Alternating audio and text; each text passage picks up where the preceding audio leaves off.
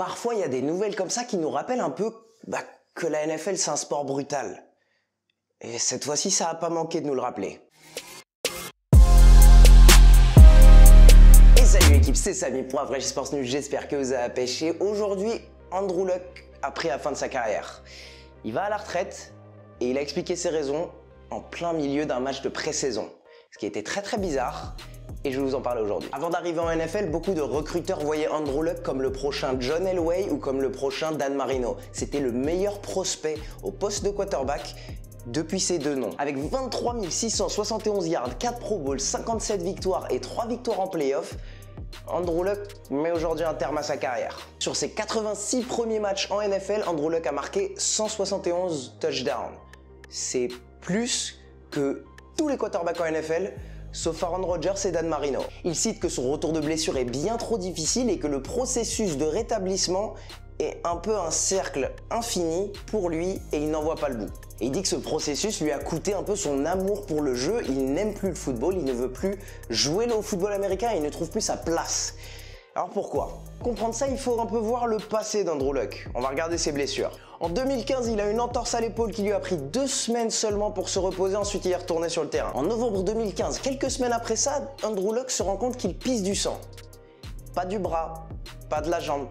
Il pisse vraiment du sang. Il se rend compte en fin 2015 qu'il souffre d'une déchirure aux reins et aux abdominaux. En janvier 2016, 3 mois après, il a une déchirure de cartilage au niveau des côtes. Je sais pas exactement ce que c'est, je suis pas médecin, mais ça a l'air d'être énervé. En novembre 2016, à la fin de cette année, il souffre sa première commotion cérébrale diagnostiquée par la NFL. Bon, vous savez ce que c'est, commotion cérébrale. Quand c'est diagnostiqué, c'est que c'est un certain niveau. Après, il y a toutes celles qui sont pas diagnostiquées. En 2017, Andrew Luck se fait opérer de l'épaule. Je sais pas de quel côté de l'épaule. Enfin bref, ça lui coûte une année de football. Et en 2019, aujourd'hui, il a commencé en mars avec une contracture au mollet. Il a continué et c'est devenu une entorse à la cheville. Et c'en est trop pour Andrew Luck. Il a plus d'amour pour le football et décide d'arrêter sa carrière. Maintenant, qu'est-ce que j'en pense de sa carrière? Quel est son impact sur la NFL? Déjà pour les Colts, c'est bien dommage parce qu'ils perdent un des meilleurs quarterbacks de la NFL. Parce que après la retraite de Brady, selon moi, la AFC allait être disputée pendant les 10 prochaines années entre les Colts et n'importe quelle équipe qui est disponible à ce moment-là et qui a une bonne équipe. Pas les Chiefs, pas les Browns, pas les Jets avec Sam Darnold, c'est les Colts et personne d'autre parce qu'Andrew Luck a ce niveau de talent. Il peut porter son équipe quel que soit le talent autour de lui. Patrick Mahomes a absolument plein d'armes autour de lui et un superbe coach. Baker Mayfield n'a rien prouvé en playoff et n'a gagné qu'un seul match en dehors de l'état de l'Ohio. Et Sam Darnold, même si j'y crois énormément, il a encore plein de choses à prouver et il n'a pas changé la vie des Jets en arrivant chez les Jets. Andrew Luck pour moi est dans un autre niveau par rapport à tous ces gars. Il est arrivé dans une équipe qui était décimée par le départ de Peyton Manning. Une équipe qui avait gagné 2 matchs et qui en avait perdu 14. Et le résultat de son arrivée chez les Colts pendant ses 3 premières années, 3 apparitions en playoff et 36 victoires. Aucun quarterback contemporain a changé son équipe de cette manière en NFL. La défense des Colts pendant les 3 premières années d'Andrew Luck était 21e, 14e et 18e au point encaissé par match.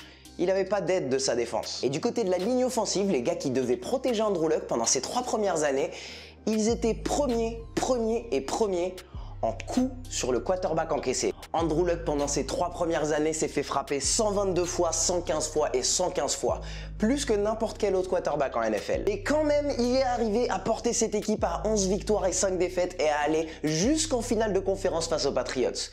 Là où les Patriots avaient clairement une meilleure équipe et un meilleur coaching. Même en regardant ses coéquipiers, Andrew Luck a fait plus qu'aucun autre quarterback contemporain avec beaucoup moins. Son meilleur coéquipier titulaire en 2012, c'était Reggie Wayne qui avait 34 ans. Ses 2 meilleurs coéquipiers en 2013 étaient Trent Richardson et Darius Heyward-Bey, 2 déchets de la draft des Browns et des Raiders. Quand tu récupères des joueurs de ces 2 équipes, c'est pas génial en 2013. Et parmi ses coéquipiers en 2014, il y avait Trent Richardson qui n'était clairement pas un joueur de NFL, Reggie Wayne qui avait 36 ans et 3 joueurs de ligne offensive qui étaient 3 rookies. Et avec tout ça, sur 3 années, il va en playoff. Aucun quarterback n'a pu apporter ça à son équipe. Andrew Luck était un gagnant, il faisait avec les moyens du bord, avec un management absolument médiocre de la part des Colts et seulement cette année, où ils réussissent à lui proposer une ligne offensive, un jeu de course, quelques vétérans au poste de receveur, les erreurs du passé, les blessures qui ont été infligées à cause des erreurs de management des Colts coûtent la carrière Andrew Luck. Bon, ça change absolument ma prédiction pour la division des Colts. Clairement, les Texans sont favoris et je vais mettre les Texans en playoff en premier dans cette division.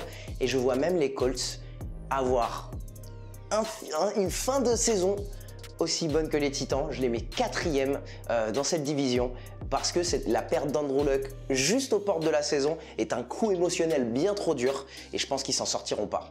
Même si j'aime beaucoup leur coach Frank Reich, Andrew Luck lui quitte une carrière de Hall of Famer potentiel. Clairement, Andrew Luck allait être Hall of Famer s'il continuait une dizaine d'années comme ça. Il a laissé sur la table un contrat de 60 millions de dollars qui n'est pas garanti, pas comme en NBA, donc il va devoir ne pas encaisser cet argent sur les prochaines années. Et avec l'augmentation du salariat, on peut anticiper qu'Andrew Luck aurait pu gagner 400 millions de dollars. C'est énormément que Andrew Luck laisse sur la table parce que son corps ne peut plus tenir en NFL. Il a indiqué qu'il désire voyager, qu'il désire prendre du temps avec sa famille. Il a un diplôme d'architecture qu'il aimerait vraiment utiliser parce qu'il est quand même sorti de Stanford, il est pas débile. Il a indiqué avoir perdu cet amour pour le football américain. Personnellement, je pense que cet amour ne le quittera jamais. Il aime bien trop ce sport et je le verrai bien dans le coaching, peut-être dans plusieurs années. Mais pas en NFL, peut-être en universitaire ou même au lycée. Ce dont on vient de voir ce matin, c'est du même calibre que Calvin Johnson, c'est du même calibre que Barry Sanders. C'est une prise de retraite en plein milieu de la carrière. On a perdu un des meilleurs quarterbacks de cette NFL.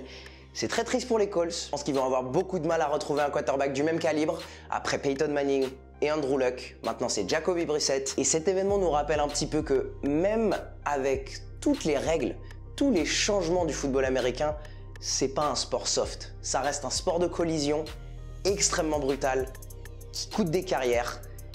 Et il n'y a pas un changement de règle qui va réussir à changer ça. La saison de NFL commence, pas sur un super bon point. Et pour tout le reste, on se retrouve mercredi prochain, 18h, pour plus de NFL, plus de NBA. Et ce sera tout pour moi. Allez, ciao!